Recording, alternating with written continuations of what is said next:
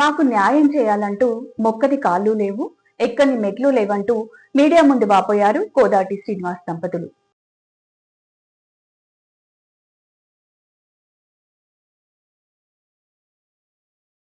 నాది మహాకాల్ టెంపుల్ దగ్గర నేను ఒక చిన్న వ్యాపారం చేసేటోని. నాది సైకిల్ షాపు. నాకు తాతల నాటి ఇల్లు ఇది. నాకు ఈ ఆధారం ఇది ఒకటే ఉండదు. నాకు ఏ ఆధారం లేదు. నాకు మొదటి నుండి ఇళ్ళనే ఉన్నా, ఇళ్ళనే పెరిగాను. నాకు మొదటి జీవనాధారం. నాకు అయితే గుడి డెవలప్మెంట్ చేస్తా అని గుడి కట్టారు. చుట్టూ కంపౌండ్ కట్టారు. కట్టేసరికి నేను ఏం చేశానంటే మున్సిపాలిటీ కంప్లైంట్ ఇచ్చాను. కంప్లైంట్ ఇస్తే ఎవరు పట్టించుకోలేదు. ఆఖరికి నన్నని నరేంద్ర సార్ దగ్గర పోయాను. ఆయనకు కూడా లెటర్ ఇచ్చాను. ఆయన పట్టించుకోలేదు.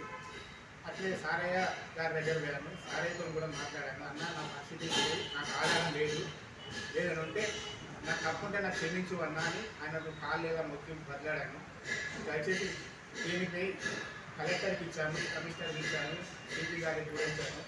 ఎవరు కూడా నాకు స్పందన భరిస్తలేరు. నన్ను తప్పుడు ప్రచారం చేసి నేనేదో గుడిని కూలగొడుతుందని నన్ను ప్రచారం చేసి నన్ను బాగా అంగమంగం చేశారు. నన్ను దీనిపై నాకు ఎటువంటి గుడి అంటే నాకు నా ధర్మం నాది, నేను కూడా హిందువునే.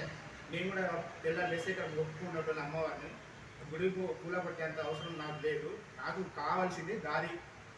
రోడ్డుకు నా షెటర్లు ఖాళీ ఉన్నాయి. ఇంతవరకు కూడా షెటర్లకు కిరాయి వస్తలేదు. పోతామంటే దారి లేకుంటున్నది.